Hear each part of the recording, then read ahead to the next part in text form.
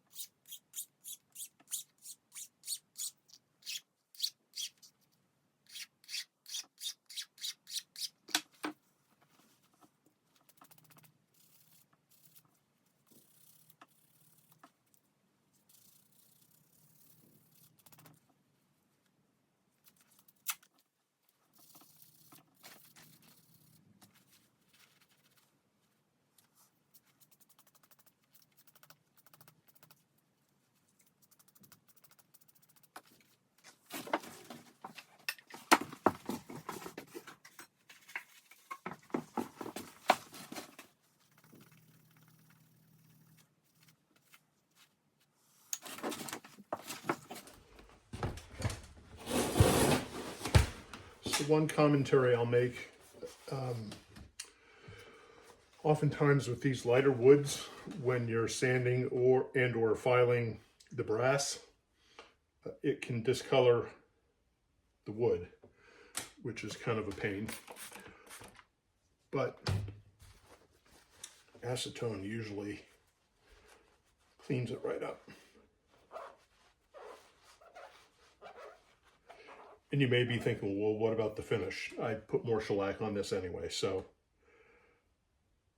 that's not a concern.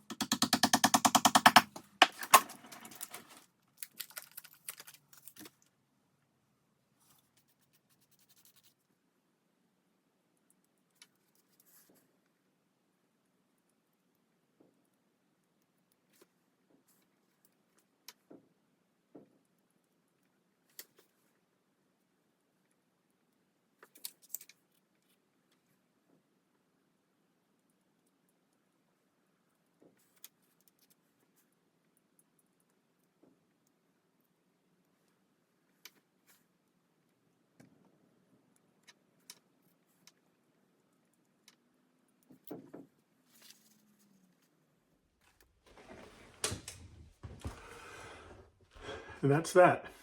I will let the epoxy that's holding the knife in. I'll let that dry overnight.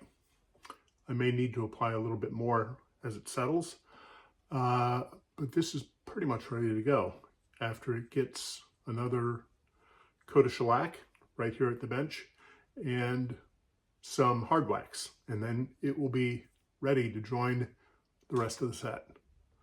I hope you enjoyed this. If you did, please click the like button. If you have any questions or comments, please leave them down below in the comment section. And if you haven't already, please consider subscribing to the channel. Thanks for watching.